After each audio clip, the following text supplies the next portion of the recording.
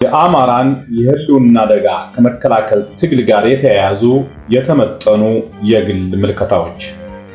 አንዳርጋቸው ጽጌ የካቲት 2017 ክፍል 2 የአማራ የህልውና ትግል የአማራ ልሂቅ አማራነትና ኢትዮጵያዊነት።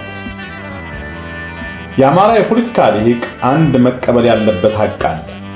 ይህ ሐቅ የአማራ ህዝብም ሆነ ኢትዮጵያ ዛሬ ለሚገኙበት ምስቅልቅል የራሱን አስተዋጽኦ ምናልባትም የአንበሳውን ድርሻ አስተዋጽኦ ማበርከቱ ነው።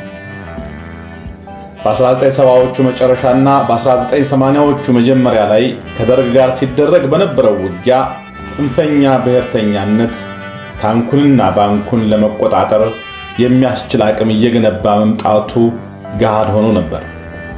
ይህ የጽንፈኛ ብሔርተኞች የበላይነት ጸረ አማራና በዲፎልት ጸረ ኢትዮጵያ እንደሆነ በቂ መረጃዎች መታየት ጀምረው ነበር። በዚያ ወቅት የአማራ የፖለቲካ ልሂቅ ምን አደረገ? ፖለቲካ የሚሆኑ ነገሮች ጥበብ ነው ብለናል። የነበሩት አማራጮች ሁለት ነበሩ። አንዱ እነዚህን ጽንፈኛ ብሔርተኞች እየተፋለመ ከነበረው ብዙ ችግሮች ቢኖርበትም ኢትዮጵያዊ ከሆነው የደርግ መንግስት ጋር ተባብሮ ጽንፈኞችን መመከት፣ ወይም ጽንፈኞች ኢትዮጵያን እንዳሻቸው ማድረግ የሚችሉት አማራውን ለይቶ በማጥቃትና በመስበር እንደሆነ ተረድቶ አማራው ራሱን እንዲከላከልና ይህን የራስ መከላከል ጥረት ሀገርን የማትረፍ ጥረት አካል ማድረግ ነበር። ግን ምን ተደረገ? የሆነው ይህ ነው። የፖለቲካ ልሂቁ በከፍተኛ ቁጥር ወደ ውጭ ሀገር ተሰደደ። የተሰደደው የራሱን ህይወት በማደላደል በሀገሪቱ ፖለቲካ ውስጥ ምንም ተጽዕኖ እንዳልነበረው ፖለቲካንና ኮረንቲን በሩቁ ነው የሚል ጸረ ምሁራዊ አተያይ እያሰራጨ ከፖለቲካው ርቆ መኖር ነው። በሀገር ውስጥም አብዛኛው የተማረ አማራ የደርግን መውደቅ፣ የጽንፈኞች ብሔርተኞችን ስልጣን መቆጣጠርን ከገዛ ህይወቱ ጋር ምንም ግንኙነት እንደሌለው ሲኒማ ድራፍቱን እየጠጣ መመልከትን ነው የመረጠው። ከዚህ ውጪ የነበረው በጣም አስተኛ ኃይል በአማራ ክልል ሲንቀሳቀስ የነበረው የኢሃፓ ሰራዊት በአማሮች ተሞልቶ በአማራ ክልል ታጥሮ እየተንቀሳቀሰ ሁኔታው አስገዳጅ እያደረገ የመጣውን በአማራነት የመደራጀት አስፈላጊነት ሳይረዳ በወያኔ ተሸንፎ እጁን የሰጠበት፣ ከዛም በኋላ እንደተቀረው የአማራ ልሂቅ በኢትዮጵያ የሚሆነው ሁሉ እሱን አይመለከተው ይመስል እንደ ሲኒማ እያየ መኖር ወይም ቀደም ብለው በገፍ የተሰደዱትን ወንድምና እህቶቹን በስደት መቀላቀል ነው የሆነው። ጽንፈኛ ብሔርተኞች ስልጣን ይዘው እየፈጠሩት ያለው ሀገራዊ ሁኔታ ለአማራውና ብሎም ለሌላው ኢትዮጵያዊ ምድርን ሲኦል ሊያደርግ እንደሚችል ገና ከረፋዱ ግልጽ ነበር። ፖለቲከኛ ነኝ ከሚለው ልሂቅ ይልቅ በደመነፍስ የሀገሪቱን የወደፊት ጉዞ ማየት የቻሉ የሕክምና ሙያ የነበራቸው ፕሮፌሰር አስራት ወልደየስና ጥቂት ቅርቦቻቸው ነበሩ።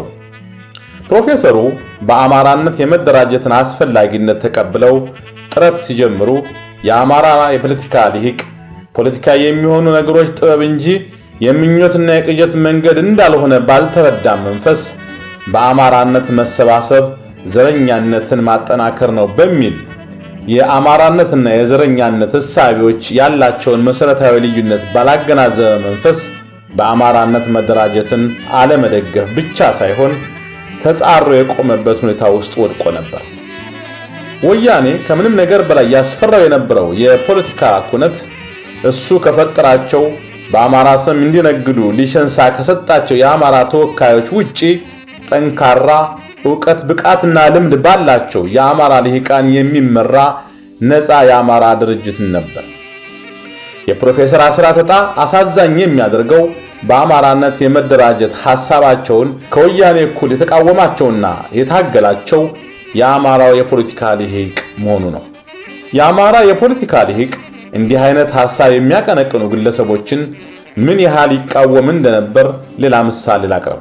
በዛን ዘመን እኔ ራሴ ባሳተምኳት በአማራነት መደራጀት የአማራን ብሎም የኢትዮጵያንም ህልውና ማስጠበቂያው ብቸኛ መንገድ ነው በምትል መጣጥፍ ላይ ከየትኛው ማህበረሰብ ልሂቅ በላይ ከፍተኛውን ዘመቻ ያካሄደባት መልእክቷ ተደማጭነት እንዳያገኝ የተረባረበባት የአማራው የፖለቲካ ልሂቅ ነው።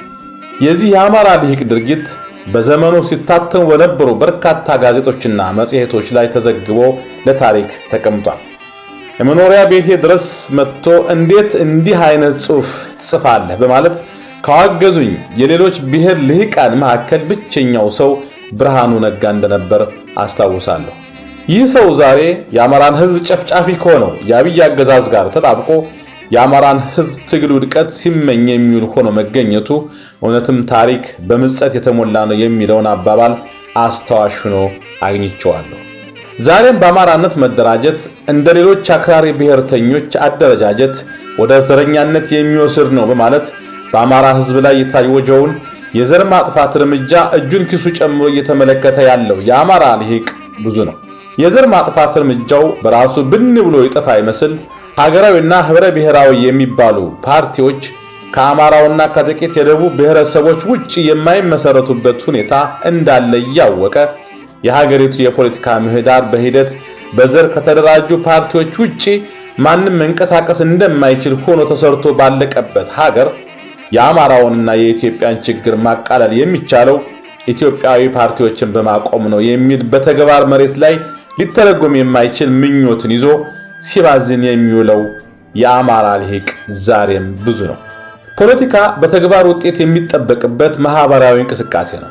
በተግባር ውጤት አመጣም አላመጣም የኔ የፖለቲካ እምነት ይሄ ነው፣ አልቀየርም የሚባል ነገር የለም። ያርሳል ብዬ ጎሽ ጠመድሁ፣ አልሆን ሲል ፈትቼ ሰደድሁ የሚለው የአማራ ገበሬ አባባል ለአማራ ልሂቃን የፖለቲካ አተያይ መቅረጫ ሆኖ ማገልገል መቻል አለበት።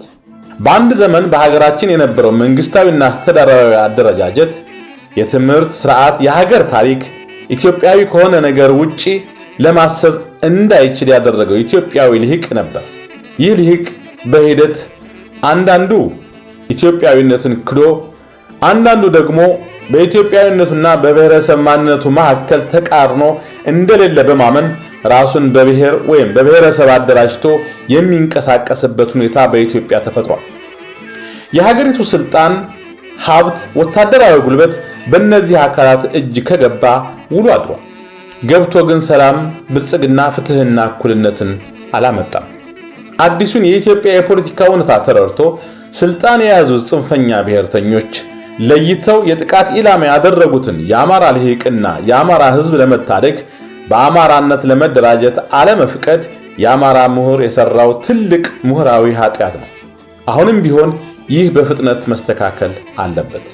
ከዚህ በኋላ ወደድንም ጠላንም ሰፊ መሰረት ያላቸው ህብረ ብሔራዊ ወይም ኢትዮጵያዊ የሆኑ የፖለቲካ ድርጅቶች የሚመሰረቱት ከታች ወደ ላይ ብቻ ነው። በብሔረሰብ ደረጃ ውክልና የተሰጣቸው ግለሰቦችና ቡድኖች በጋራ ማህበረሰባቸውን ወክለው ከታች ወደ ላይ በሚገነቡት ኢትዮጵያዊ ድርጅት አማካይነት ብቻ እንጂ ጥቂቶች በውጭ ሀገር ሆነ ወይም በሀገር ውስጥ አዲስ አበባ ላይ ተቀምጠው ኢትዮጵያዊ ወይም ሀገራዊ ድርጅት እናቆማለን ወይም አቆመናል በሚሉት መንገድ የሚመሰረት አይሆንም። የማድረግ መብት የላቸውም እያልኩ አይደለም፣ አድርገው ታይተናል። የፈየዱት ነገር የለም ለማለት ነው። የኢትዮጵያ ሕዝብ ዕጣ የሚወሰነው ከታች ወደ ላይ ብሔረሰባዊ ወይም ማህበረሰባዊ ውክልና ይዘው በሚመጡ ድርጅቶች ነው። የኢትዮጵያ ሕዝብ እርስ በርሱ እንዲባላ ያደረገ ህገ መንግስት፣ ፖለቲካዊ አደረጃጀት፣ አስተዳደራዊ መዋቅር ይቀጥል ወይም ይወገድ የሚለው ጥያቄ የሚወሰነው እነዚህ ኃይሎች በጋራ በሚያደርጉት ምክክር ነው። የምክክሩ አማራጭ ካልተሳካ ተቃራኒ የፖለቲካ ፍላጎት ያላቸው አካላት ልዩነታቸውን የሚፈቱት በፍልሚያ ይሆናል። በፍልሚያው አሸናፊና ተሸናፊ ይኖራል ወይ? ለማንስ ይጠቅማል? ሌላ ጥያቄ ነው። የፍልሚያው ጉዳይ ግን ከዚህ ቀደም እንደነበረው አንዱ ወገን ባዶ እጁን፣ ሌላው ወገን እስከ ጥርሱ ታጥቆ፣ አንዱ ወገን በሐሰት ፕሮፓጋንዳ አጋር አሰልፎ፣ ሌላው ወገን በሐሰት ፕሮፓጋንዳ ወገን አጥቶ አይሆንም። ዘመን ተቀይሯል። ከላይ እንደጠቀስኩት ፍልሚያው አሸናፊና ተሸናፊ ይኖረዋል አይኖረውም የሚለው ጥያቄ ራሱ አጠያያቂ ነው። የፖለቲካው አካሄድ ሐቅ ግን ይህ ነው። እዚህ ሂደት ውስጥ አማራው እንደ አማራ ተደራጅቶ ነቅቶና ታጥቆ በመገኘት ለአማራ ሕዝብም ሆነ የአማራውን የፖለቲካ አመለካከት ለሚጋሩ የትኞቹም ማህበረሰቦች የልብ የሚሰጥ የህልውናቸው ዋስትና ካልሆነ ኢትዮጵያን ወደ ሲኦል የሚወስዳት ጉዞ ይፋጠናል። ይህ ማህበረሰቦችን በብሔር ወይም በዘውግ ደረጃ በመወከል የሚጀመር ሂደት በዘውግ ደረጃ መወከል የማይችሉ ወይም የማይፈልጉ ኢትዮጵያውያንን ችግር ውስጥ መጨመሩ አይቀርም። እነዚህ ዘውግ ዘለል ማንነት አለን ብለው የሚያስቡ የማህበረሰብ ክፍሎች ራሳቸውን አደራጅተው በኢትዮጵያ የፖለቲካ ብያኔ ውስጥ የሚሳተፉበትን ሁኔታ ማዘጋጀት የራሳቸው ስራ ነው። ሆኖም ግን ይህንን ፍላጎታቸውን ለማስፈጸም ሲሉ አማራውን በአማራነት እንዳይደራጅ ማድረግ ለአማራውም ሆነ ለነሱ የማይበጅ መሆኑን ሊረዱት ይገባል። ለነዚህ ዘውግ ዘለል ማንነት ላላቸው ኢትዮጵያውያን ሲባል የአማራ ሕዝብ የገጠመውን የህልውና አደጋ መከላከል ወደማይችልበት ወደ አዲስ ህብረ ብሔራዊ አደረጃጀት መሳብ አይኖርበትም። ይህ አካሄድ ብዙ ጊዜ ተሞክሮ ያላዋጣ አካሄድ ነው። አማራ ተመልሶ ማንነቱን በሚበትን ተጨባጭ ውጤት ማምጣት በማይችል ሌላ አይነት ሀገራዊ አደረጃጀት ውስጥ ቢገባ ራሱንም ሆነ በአማራ ጥንካሬ ላይ ህልውናችን ይከበራል የሚል እምነት ያላቸውን ሌሎች በርካታ ትንንሽና ማዕከለኛ ማህበረሰቦችን እንዲሁም ዘውግ ዘለል ማንነት ያላቸውንም ወገኖቹን ከኢትዮጵያና ከአማራ ጥላቶች መከላከል አይችልም። ዘውግ ዘለል ማንነት አለን የሚሉ ግለሰቦች ወይም ቡድኖች የአማራ የማንነት መመዘኛ ዘር ስላልሆነ አማራ በማህበረሰብ የእድገት ደረጃ ብቸኛው እውነተኛ ብሔር የሚል ቃል የሚገባው ህዝብ ስለሆነ ማናቸውንም ዘውግ ዘለል ማንነት ያላቸውን ግለሰቦች አማራ አድርጎ ለመቀበል ችግር የሌለበት ማህበረሰብ ነው። ጥያቄው ራሳቸውን አማራ አድርገው ማየት ይችላሉ ወይ የሚለው ብቻ ነው። አማራን በደም ጥራት በማጥበብ የሁሉም ከአማርኛ ቋንቋ ሌላ ቋንቋ የማያውቁ ባህላቸው የአማራ ባህል የሆነ እሴታቸው የአማራ እሴት የሆነ እጣቸውን ከአማራ መኖር ወይም አለመኖር ጋር ያስተሳሰሩ በመላው ኢትዮጵያና በዓለም ዙሪያ የሚገኙ በሚሊዮኖች የሚቆጠሩ ኢትዮጵያውያን ከአማራ እንቅስቃሴ የሚያርቅ የተሳሳተ አመለካከት ያላቸው እጅግ በጣም ጥቂት ግለሰቦች እንዳሉ ይታወቃል። እነዚህ ጥቂት ግለሰቦች ግን ለዘመናት የተገነባን አማራዊ የሰብአዊነት እሴት የማይወክሉ መሆናቸው መታወቅ አለበት። በተጨባጭ መሬት ላይ ያለው ሀቅ የሚመሰክረው ይህን እውነታ ነው። የአማራ ህዝብ ሆነ ልሂቅ የትኛውንም በኢትዮጵያ በሚገኝ አንድ ማህበረሰብ ላይ የጥላቻ ትርክት ደርሶ በጥላቻ የታወረ ነገር በታሪኩ ሲሰራ የሚታወቅ ህዝብ አይደለም። የጀመረውም ትግል አንድ የሚጠላውን ማህበረሰብ ከምድረ ገጽ ለማጥፋት አይደለም። የአማራ ጥሩ የሞት አማራ ብቻ ነው በሚል እኩይ ህሊና ላይ የተገነባ የታመመ ብሔርተኛነት ተሸካሚዎች በአማራ ላይ የያዙትን አይነት አቋም አማራው በሌሎች ማህበረሰቦች ላይ ከቶውኑ ሊይዘው የሚችል አቋም አይደለም። የአማራ ፋኖ አብይ በገፍ የሚልካቸውንና ግፍ የሚፈጽሙ ወታደሮቹን ሲማርክ ማንነትን መሰረት ያደረገ ጥቃት የማይፈጽመው ዓለምን ያስገረማ አያያዝ የሚያደርግላቸው ለዚህ ነው። እስር ቤት ያገኛቸውንም የትግራይ ወታደራዊ መኮንኖች በማንነታቸው ጥቃት ሳይሆን ከእስር እንዲወጡ አድርጎ ከዘመዶቻቸው ጋር እንዲቀላቀሉ ያደረገው ለፖለቲካ ፕሮፓጋንዳ አይደለም። አማራዊ ሴቱ ሰውን በሰውነቱ እንዲያይ የሚያስገድደው ስለሆነ እንጂ። ይህን የአማራ ፋኖ ድርጊት ከሌሎች መንግስታዊና መንግስታዊ ካልሆኑ በቅርቡ መሳሪያ ካነሱ አካላት ድርጊት ጋር ማነጻጸር በቂ ነው። አማራው የአንድ ዘውግ ማንነት አለን በማለት በኢትዮጵያ ስር እየሰደደ የመጣውን ማንነትን መሰረት ያደረገ አደረጃጀት ላስጨነቃቸው ወገኖቹ ማስተላለፍ የሚገባው መልእክት አማራነት ህዝብነት ስለሆነ አማራነት ከኢትዮጵያዊነት ጋር ጠብ የሌለው አመለካከት ስለሆነ በአማራ የህልውና ትግል ውስጥ በቀጥታ በመሳተፍ በማገዝ የወደፊቱ ሀገራዊ የፖለቲካ ብያኔ ለእናንተም ስጋት ምላሽ መስጠት እንዲችል በጋራ እንታገል የሚል ብቻ ነው።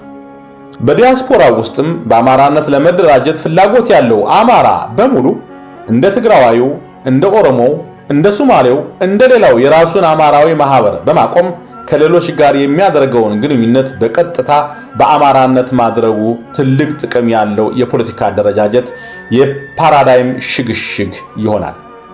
እውነቱን እንነጋገር ከተባለ በውጭ ሀገራት ኢትዮጵያዊ የሚል ስያሜ የተሰጣቸው ማህበራት ልክ እንደ ሀገር ውስጥ ኢትዮጵያ የሚል ስም እንደተሰጣቸው የፖለቲካ ድርጅቶች በአማራና በሌሎች ጥቂት የደቡብ ብሔረሰቦች አባላት የተሞሉ ናቸው። እነዚህ የውጭ ሀገር ማህበራት ኢትዮጵያ የሚል ስም ይዘው ከኦሮሞ፣ ከትግራይና ከሌሎች ዘውግ የማህበረሰባት ማህበራት ጋር በጋራ በሀገራችን ጉዳይ እንምከር የሚል ጥሪ ማቅረብ የማይችልበት ዋናው ምክንያት ሌሎቹ በብሔር የተደራጁ ማህበራት ኢትዮጵያ የሚል ስም የሰጣችሁት ማህበር እኛን ያላካተተ በአማራ የተሞላ ነው፣ ለምን አማራ የሚል ስም ያለው ማህበር ይዛችሁ ጭምብላችሁን አውልቃችሁ አትመጡም ስለሚሉ ነው። አማራ ራሱን አማራ ስላለ ከኢትዮጵያዊነት የሚያርቀው ነገር እንደሌለ የታወቀ ነው። አዎ አማራ ነኝ በማለት ከኦሮሞውና ከትግራዩ በኢትዮጵያ ጉዳይ የማይመክርበት ምንም ምክንያት የለም። በተለይ አማራነት ከማንም ባላነሰ የሚያኮራ ህዝብ መጠሪያ መሆኑን እያወቀ ይህን በማድረግ በውጭ ሀገር ሁሉንም ኢትዮጵያዊ በአንድ ጥላ ስር አሰባስቦ ለመምከር ትልቅ እንቅፋት ሆኖ የቆየውን ችግር መንቀል ይቻላል። ወይም ችግሩ የውሸት ችግር ከሆነም እሱንም ለማወቅ ይረዳል። በኦሮሞ በትግራይና በሌሎች ልሂቃን በኩል አማራ ኢትዮጵያ ከሚለው ስም ጋር በተያያዘ የሚሰራው ነገር ሁሉ ከኢትዮጵያ የተለየ ጥቅም ስላገኘ ራሱን የኢትዮጵያ ብቸኛ ኃላፊና ተቆርቋሪ አድርጎ ስለሚያይ ነው ብለው እንደሚያስቡ መታወቅ አለበት። እነዚህ ልሂቃን ኢትዮጵያ የሚባል ሀገር ቢፈርስ አማራ ብቻውን ተለይቶ እንደሚጎዳ አድርጎ የሚያይ እውነታን ማንበብ የተሳነው ህሊና እንዳላቸው አማራው ማወቅ አለበት። እንዲህ አይነት አመለካከት ስላላቸው ኢትዮጵያን እናፈርሳታለን በሚል ማስፈራሪያ አማራን አስጨንቀን የምንፈልገውን ቅጥ ያጣ ጥያቄ እያቀረብን እያስፈጸምን መኖር እንችላለን የሚል የተሳሳተ ግንዛቤ ይዘዋል። በተለይ ታንኩና ባንኩ በእጃቸው ከገባ በኋላ መገዳደሪያ የሚሆን ስንጥር በእጁ በሌለውና ለመብቱ ለጥቅሙ የሚቆምለት ድርጅት ባጣው አማራ ላይ ያሻቸውን ለመናገር ያሻቸውን ለመፈጸም የልብ ልብ ሰጥቷቸዋል። በጋራ በኢትዮጵያ ጉዳይ የመመካከሩ ችግር የሚመጣውም ከእንዲህ አይነት የተዛባ አመለካከት ነው። በውጭ ሀገር ተገናኝቶ ለመመካከር ችግር የተፈጠረው ምክክሩ ኢትዮጵያዊ የሆኑ አካላትና በብሔር በመደራጀታቸው ራሳቸውን ኢትዮጵያዊ ያልሆኑ አካላት አድርገው በሚያዩ አካላት መካከል የሚደረግ ምክክር የሚመስል ነገር ስላለው ነው። በውጭ ሀገራት እውነተኛ የሆነ ሁሉንም ከኢትዮጵያ ማህፀን የወጡ ልጆቿን ያካተተ አንድ ጠንካራ ኢትዮጵያዊ ማህበር መፍጠር ያልተቻለው ከላይ ባስቀመጥኩት ምክንያት ነው። አማራው በአማራነቱ ሲደራጅ በኦሮሞነቱ በትግራይነቱ ተደራጅቶ ለጨረሰው ኦሮሞና ትግራይ የሚያደርገው ጥሪ ኑና የሁላችንም ሀገር በሆነው የጋራ ቤታችን በኢትዮጵያ ጉዳይ ላይ እንምከር የሚል ስለሚሆን ኦሮሞዎችም ሆኑ ትግራዮች ሌሎችም ማህበረሰቦች ራሱን አማራ ብሎ ከሚጠራ አካል ጋር እንደ ማህበረሰብ ቁጭ ብለው በሀገር ጉዳይ ለመነጋገር የሚከብዳቸው አይሆንም። ወደፊት እንደሚታየኝ እስከዛሬ ማድረግ ያልተቻለውን ሁሉን ኢትዮጵያዊ በጋራ ያቀፈ እውነተኛና ጠንካራ ኢትዮጵያውያን ፖለቲካዊ፣ ማህበራዊ፣ ባህላዊ ሌሎችንም እንቅስቃሴዎች በውጭ ሀገራት መፍጠር የሚቻለው በዚህ መንገድ ብቻ ነው። እስከዛሬ በሞከርነው መንገድ ላይ ተቸንክረን እንቅር ከተባለ ውጤቱ ውሃ ቢወቅጡት እምቦጭ ከሚለው የተሻለ አይሆንም። እስካሁን ስንሄድበት በነበረው መንገድ እንቀጥል ከተባለ ኢትዮጵያ የሚለውን ስያሜ ለብቻው የያዘ በአብዛኛው በአማራዎች የተሞላ ማህበርና ዛ ማህበር ውስጥ የለንም ብለው የሚያምኑ ሌሎች ማህበረሰቦች በአንድ ላይ ተገናኝተው የመነጋገር እድላቸው ጠባብ ነው።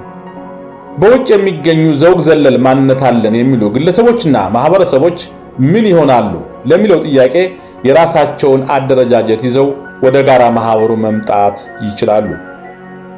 ወይም በሀገር ውስጥ ለሚገኙ ተመሳሳይ የማንነት ችግር ላለባቸው ዜጎች የተሰጠው መልስ በውጭም የሚሰራ ስለሚሆን የሚያስጨንቀን መሆን የለበትም። የአማራ ማህበራት ውስጥ በመግባት እንቅስቃሴ ለማድረግ የሚፈልግ ራሱን ከአማራ ጋር የሚያስተሳስር ግለሰብ ደምና አጥንቱን ሳይሆን ለአማራ ሴቶች ያለውን ቅርበት ተመልክቶ ራሱን የአማራ ማህበር አባል የማያደርግበት ምክንያት አይኖርም። አማራ ሆኖ በአማራነት መደራጀትን እንደ ውርደት ለሚያይ በአማራነት መደራጀት ከፍታ ካለው ኢትዮጵያዊነት ማማ ላይ ወርዶ መፈጥፈጥ ነው ብሎ ለሚያስበው አማራ ግን ይህን ደመና ውስጥ የተተከለ ፍላጎትን የሚያስተናግድ እውነታ በመሬት ላይ ስለሌለ ወደ ማርስ ሄደህ በዛ መንገድ ለመደራጀት ሞክር ብለን ከመምከር ሌላ ምንም ማድረግ አንችልም። በውጭ ሀገር በዘውግ ማንነት ላይ የተመሰረቱ ማህበራት መብዛታቸው ሊያሳስበን የማይገባው እነዚህ ማህበራት እንደ ሀገር ቤቱ በማንነት ላይ የተመሰረተ በውጭ ሀገር የሚያደርጉት የግዛት ማስፋትና ማጥበብ ጭቅጭቅ እንደማይኖራቸው ስለምናውቅ ነው። የቋንቋና ሌሎች ጉዳዮች እሰጥ አገባ ውስጥ ሳይገቡ በቀላሉ በመቀራረብ በጋራ መስራት የሚችሉበት እድል ስላለ ነው። ሁሉም ባህሉን፣ ቋንቋውን፣ ማህበራዊ እሴቶቹን፣ የማንነት መለያዎቹን እንደያዘ እንዲያውም እነዚህ ልዩነቶች በትልልቅ የጋራ በዓል ላይ ደምቀው በጋራ የሚታዩበት ሁኔታ በመፍጠር ቀለመ ብዙ የሆነችውን ኢትዮጵያንም በየሀገሩ የሚያስተዋውቅ የጋራ የሆኑትን እሴቶች የአንድነት ማጥበቂያ በማድረግ በሀገር ውስጥ የሚታየውን ትርጉም የለሽ መከፋፈል ላይ ከዚህ ቀደም እንደሚያደርገው ቤንዚን ነስናሽ ሳይሆን እሳት አጥፊ መሆን ይችላል። 6. የ1960ዎቹ ትውልድና አማራነት፣ የአማራ ህልውና ትግል። በቅድሚያ የ1960ዎቹ የሚባለው ትውልድ የ1950ዎቹን የሚጨምር እንደሆነ መታወቅ አለበት። በዚህ ትውልድ ላይ ብዙ ውንጀላዎች መስማት የተለመደ ሆኗል። ውንጀላው ደግሞ ከሌሎች ብሔረሰቦች በላቀ በአማራው የዚያ ዘመን ትውልድ ላይ ሆኗል። በጣም የሚገርመው ያንን ትውልድ በቅድሚያ መወንጀል የጀመሩት በአፄ ኃይለ ሥላሴ ዘመን ተደላድለው ሲኖሩ የነበሩ መሳፍንት፣ መኳንንት፣ ባለስልጣናትና ዝርያዎቻቸው ናቸው። የነሱ የሚገርም አይደለም። የሚያስገርመው ሌሎቹ የዛ ትውልድ ዘመን አባላት የነበሩ የተለያዩ ብሔሮች ምሁራን በዚሁ ጉዳይ ላይ በስውር ተባባሪዎች መሆናቸው ነው። ይህን የዛን ዘመን የአማራ ትውልድ የሁለት አካላት ውግዘት ምንም ሳያላምጡ ወይም ተልዕኮ ተሰጥቷቸው ሲያራግቡት የምናየው ከብሔርተኞቹ ጋር ቅርርብ ያላቸው የአማራ ወጣቶች ናቸው። በዚህ ጉዳይ ላይ ወጣት አማሮች ከፍተኛ ጥንቃቄ ማድረግ ይኖርባቸዋል። አክራሪ ብሔርተኞችን በደንብ ላጤነ እንደ አማራ ማህበረሰብ የ1950ዎቹና 60ዎቹ በሚል ክፍፍል ትውልድን ለይተው ሲናቆሩ አናያቸውም። በኦሮሞና በትግራይ እንቅስቃሴ ውስጥ 80ና 90 ዓመት የሞላቸው ግለሰቦች 10 ዓመት ዕድሜ ካላቸው ታዳጊ ወጣቶች ጋር በአንድ አዳራሽ ተቀምጠው ይመክራሉ።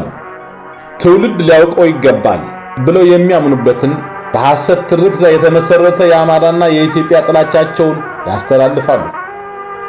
በህዝባቸው ዕጣ ላይም ይወስናሉ። የኦነግ ሰዎች እነ ዘገየ አስፋውና እነ ሌንጮ ለታ፣ የወያኔዎቹ ሰዎች እነ ስብሃት ነጋ ዛሬም በትግራይና በኦሮሞ ማህበረሰቦች ውስጥ የሚናገሩት ይደመጣል። ልምዳቸውና ተሞክሯቸውን ለተከታታይ ትውልዶች ማስተላለፍ የሚችሉበት ድልድይ አልተሰበረም። በሌላ በኩል ግን የአማራ ማህበረሰብ የራሱን ምሁራን የ60ዎቹ በሚል ከድክመታቸውና ከጥንካሬያቸው፣ ከልምዳቸው፣ ከእውቀታቸው አዲሱን ትውልድ ማስተማር የሚችሉበትን እድል የሚዘጋ ከፍተኛ ፕሮፓጋንዳ የሚያካሂድ ሆኗል። የ60ዎቹ የአማራ የምሁር ትውልድ የሰራቸው በሙሉ ስህተት እንኳን ቢሆኑ ያ ትውልድ የሰራውን ስህተት አዲሱ ትውልድ እንዳይደግም ከዚህ ምሁር ውጪ እነዚህን ስህተቶች ለአዲሱ የአማራ ትውልድ በሚገባ ሊያስረዳው የሚችል ከየት ሊመጣ ይችላል? ይህ በትውልዶች መሃል በአማራ ማህበረሰብ ውስጥ እንዲፈጠር የተፈለገው መከፋፈል የጠቀመው ጸረ አማራ የሆኑ ኃይሎችን መሆኑ መመርመርና ማስተካከል ይገባል። ያ ትውልድም ያለፈ ታሪኩ ምንም ሕጸጽ ያልነበረው በማስመሰል በተከላካይነት የሚቆምበትን አካሄድ መቀየር አለበት። ስህተት የሆነውን ስህተት ነበር፣ ያልሆነውንም በዚህ ምክንያት ትክክል ነበር ብሎ ማስረዳት መቻል አለበት። ያ ትውልድ አዲሱን ትውልድ ማቅረብ ብቻ ሳይሆን ጥንካሬና ድክመቱን፣ ጥፋቱንና ልማቱን ያለምንም መሸፋፈን ማስረዳት ይኖርበታል። የ60ዎቹ የሚባለው የአማራ የምሁራን ትውልድ በጽንፈኞችና በተባባሪዎች የሚሰራበትን ፕሮፓጋንዳ አራግፈን በደንብ ከመረመርነው የዛሬው ትውልድ አባት ነው። የዛሬው የአማራ ትውልድ ለሚሰራቸው በጎ ተግባራት፣ ለሚያሳያቸው ጀግንነቶች የአባቶቻችን ልጆች ስለሆን ነው የሚለው የሚገርም አባባል አለ። አባቶቹ የ60ዎቹን ትውልድ የሚያካትት መሆኑን መርሳት የለበትም። የ60ዎቹን ተሻግሮ ከአያቶቹ ጋር ማድረግ አይችልም። የ60ዎቹ ትውልድ አባቶች የዛሬው ትውልድ አያቶች ናቸውና ያ አባቶችን በብዙ መንገድ የማይመስለው የ60ዎቹን ትውልድ በደንብ ላጤነው በፖለቲካ አመለካከቱ፣ በሰራቸው ስራዎች፣ በጥፋቱም ሆነ በልማቱ ሳይቀር የአባቶቹ ልጆች ነበር። በፖለቲካው የሄደበት መስመር በአማራውና በኢትዮጵያ ላይ ጉዳት ያደረሰ መሆኑ ባይካድም ለዚህ ጥፋት የዳረገው በአንድ በኩል ለአባቶች እሴቶች ተገዢ መሆኑ ነበር። ሲጀመር የሀገር ፍቅር ነበረው። ይህን የሀገር ፍቅር እንደ አባቶች የሀገር ወራሪ በመጣ ቁጥር ብቻ የሚገልጽበት ዘመን አብቅቶ በሀገር ማደግ መዘመን፣ በህዝብ ህይወት አስተዳደር መሻሻል የሚገለጥበት ነው ብሎ በማመኑ ለዚህ ለውጥ እንደ አባቶች መስዋዕትነት ከፍሎ ሀገር ለመታደግ ተነስቶ ነበር። የተከተለ የፖለቲካ አቅጣጫ ግን ሀገርን መታደግ ቀርቶ ራሱንም ከጥፋት መከላከል እንዳይችል አድርጎታል። ቅን ፍላጎቱ ግን ከግራ የፖለቲካ ርዕዮተ ዓለም ይልቅ ከሀገራዊ አርበኛነት ጋር የተሳሰረ ነበር። ርዕዮተ ዓለም የመጣው ለለውጥ የመነሳሳት ፍላጎት ካደገ በኋላ ነው። ፍላጎት ሳይኖር ርዕዮተ ዓለም ብቻውን ማንንም ለለውጥ ማነሳሳት አይችልምና ርዕዮተ ዓለሙ ቀናውን ሀገራዊ ህልሙን ያመከነው መሆኑ ጋር ሆኗል። ዛሬም ከሌላ ቦታ የሚቃረም የባዕድ ርዕዮተ ዓለም ወደ ሌላና የከፋ አደጋ እንዳይወስደን ካለፈው ትውልድ ስህተት በመማር አዲሱ ትውልድ ጥንቃቄ ማድረግ ይችላል። የ60ዎቹ የአማራ ትውልድ ያነሳቸው ጥያቄዎች በሙሉ የኢኮኖሚ፣ የአስተዳደር፣ የእምነት፣ የባህል፣ የቋንቋ እኩልነት ጥያቄዎች አማራዊ አባቶቹ ካወረሱት የፍትሃዊነት በደልን ያለመቀበል እሴቶች ጋር የተያያዙ እንጂ ከውጭ ከተቀዳው የግራ ርዕዮተ ዓለም ጋር የተሳሰሩ አልነበሩም። የውጭ ርዕዮት አላስፈላጊ ጽንፈኛነትን እንዲጨመርበት ማድረጉን ግን መካድ አይቻልም። የ60ዎቹ ኢትዮጵያ ዛሬ በዛን ዘመን ያልኖረው ትውልድ እንደሚያሽሞነሙናት ወይም በዚያ ዘመን ደልቷቸው ሲኖርባት የነበሩ ጥቂት ሰዎች እንደሚስሏት ማርና ወተት የሚፈስባት ፍትህና እኩልነት የሰፈነባት ሀገር አልነበረችም። ከዛ በኋላ የመጡ መንግስታት ከንጉሱ ዘመን የከፋ ስራ መስራታቸው አይካድም። ይህንን በማየት ብቻ ግን በንጉሱ ዘመን አይን አውጥቶ ጥርሱን አግጥቶ ሲታይ የነበረውን ችግር እንዳልነበር አድርጎ መካድ አይቻልም። ይህ ግንዛቤ ነው መለወጥ ያቃተውን የአፄውን አገዛዝ አስወግዶ በሌላ መንግስት መተካት ወደሚል ሎጂካዊ መደምደሚያ ምሁሩን ይወስደው። ሀገራዊ ሁኔታው የአፄው አገዛዝ ሲወድቅ በቦታው ምን ሊተካ ይችላል የሚል ጥያቄ ማንሳት የሚቻልበት አልነበረም። የፖለቲካ የማህበራዊ እንቅስቃሴ በተለይ ሐሳብን በነጻነት መግለጽ በተከለከለበትና በታፈነ ማህበረሰብ ውስጥ ስለመጪው መምከር የማይታሰብ ነበር። ይሆነው ወደ ኋላ እየተመለስን ስለ አፄ ኃይለ ሥላሴ መንግስት ጥሩነት የምናነሳው ሁሉ ለደርግም ጥሩነት የምናነሳው ሆኗል። ወያኔ የፈጠረውን ዘረኛና ቀማኛ ስርዓትና መባላት የተመለከተ ደርግን ከነጭካኝነቱ ይሻል ነበር ብሏል። የአብይ አህመድን የኢትዮጵያን ህዝብ ወደ እርስ በርስ ፍጅትና ሀገሪቱን ወደ ከፍተኛ የህልውና አደጋ ጠርዝ ላይ ያደረሰ ከወያኔ ዘመን በከፋ ዘረኛነትና ሌብነት የተበከለን አገዛዝ የተመለከተ ወያኔ ይሻል ነበር እያለ ነው። አንድ ሰው መጪው አገዛዝ አብይ አህመድ የፈጠረውን ሁሉን የሚታየውን አገዛዝ እንደሚያመጣ አስቀድመህ ማየት ብትችል ኖሮ ወያኔን እንደዛ ምርት ታገለው ነበር ወይ ብሎ ቢጠይቀኝ ምንም ሳላወላዳ መልሴ አልታገለውም ነበር ነው የሚሆነው። ችግሩ ታሪክ ለእንደዚህ አይነቱ ወደ ኋላ ተመልሶ ውሳኔን ለማስተካከል የሚያስችል መቀናጣት እድል የማይሰጥ መሆኑ ነው። ትውልድ በዘመኑ መጥፎ ብሎ የበየነውን ስርዓት ለመቀየር ይታገላል። እኛ ሀገር መጥፎ ብለን የጣልናቸው ስርዓቶች ከተካናቸው የተሻለ መሆናቸውን እያየን ነው። በሌሎች ሀገሮች ግን መጥፎ አስወግደው የተሻለ መትከል ችለዋል። እኛም መጥፎውን አስወግደን የተሻለ መትከል ለምን አቃተን ለሚለው ጥያቄ መልስ መስጠት እንጂ የመለወጥን ተፈጥሯዊ ፍላጎት ከትውልድ ነፍስ ማጥፋት አይቻልም። አንድን ትውልድ የምታመጣው ለውጥ ከምትለውጠው ነገር የከፋ ይሆናል በሚል ማስፈራሪያ ለለውጥ እንዳይተጋ ማድረግ አይቻልም። በጥቅሉ የ60ዎቹ የአማራ ምሁር ራሱን ያገኘበት የለውጥ ህግ ይህን የሚመስል ነበር። ለመለወጥ የሞከረው ከተለወጠው የከፋ በመሆኑ ለምን ነባሩን ነካካው የሚል ክስ ሊቀርብበት አይገባም። ታሪክ ወደፊት እንጂ ወደ ኋላ አይፈስምና። የሚያሳፍር ነገር ቢኖር አንድ ሰው ሲታገለው የነበረው ስርዓት ወድቆ በሁሉም መልኩ በመጥፎነቱ በላቀ አዲስ ስርዓት ሲተካ ያየ በአዲሱ የከፋና የከረፋ ስርዓት ጉያ ውስጥ ተመቻችቶ መኖር መቻሉ ነው።